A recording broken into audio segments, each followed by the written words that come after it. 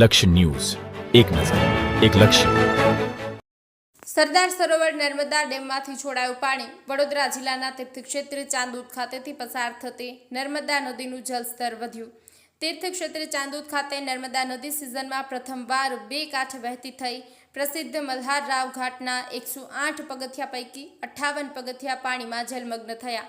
ઉપરવાસમાં વ્યાપક વરસાદ વરસતા મધ્યપ્રદેશના ઓમકારેશ્વર ડેમમાંથી સરદાર સરોવર બંધમાં છોડાયું છે પાણી.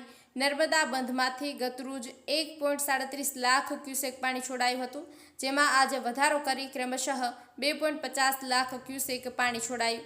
છોડાયેલા પાણીના પરિણામે તીર્થક્ષેત્ર ચાંદોદ ખાતે નર્મદા નદીનું જળસ્તર હજુ પણ વધવાની શક્યતા. કાંઠા કિનારાના કરનાળી, ચાંદોદ, નંદેરિયા, ભીમપુરા જેવા ગામોને એલર્ટ કરાયા છે.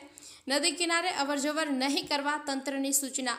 કાંઠા કિનારાના ગામો માટે જીવાદોરી સમાન નર્મદા નદી ચાંદોદ ખાતે સિઝનમાં પ્રથમવાર બે કાંઠે વહેતી થતાં પંથકવાસીઓમાં આનંદ વ્યાપ્યો.